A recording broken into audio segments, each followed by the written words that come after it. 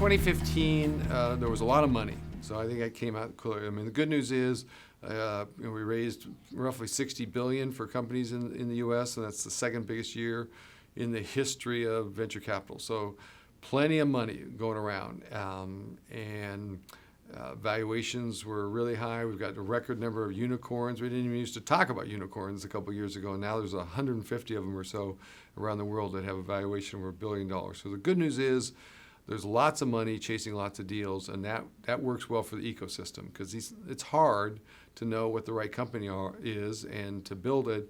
And so what you want to have in the ecosystem is lots of experiments, and we had more experiments than we've probably ever had in 2015.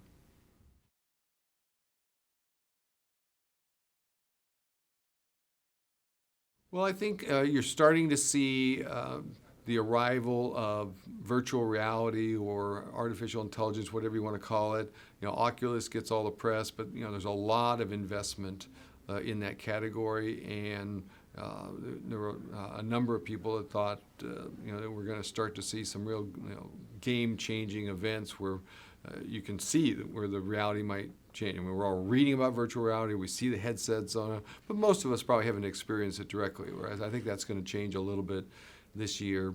And same thing with the education tech, online tech. Some of these companies have been in the press for quite some time. We had these massive online learning experiences that for the most part have not worked very well, but most of these companies have pivoted, they've raised a lot of money, they're working with companies or universities to create courses that supplement either what's going on in the academic world or just what businesses need that can be done online. And I think you're going to see tremendous progress in helping people get skills that will help them get jobs.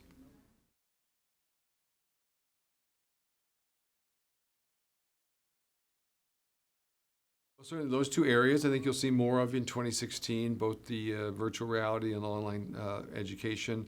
I think you're going to see a very soft IPO market.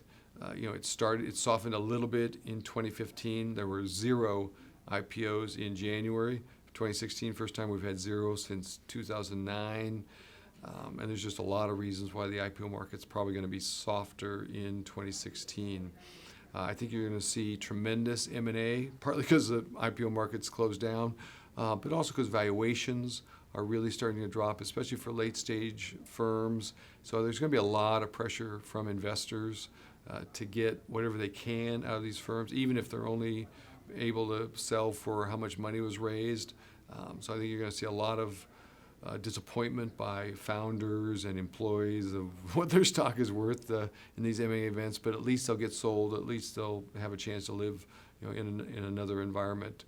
I still think you're going to see a lot of fundraising. I think it will be down significantly from 2015, but it was $60 billion in 2015. So even if it went down by half, it would still be $30 billion. That would still be probably one of the top 10 years in the history of venture. Still plenty of money to fund the company. So I think the big picture is there's going to be plenty of money, and it's still going to be concentrated in the U.S. Within the U.S., it's still going to be concentrated in Silicon Valley and Boston and New York and Southern California.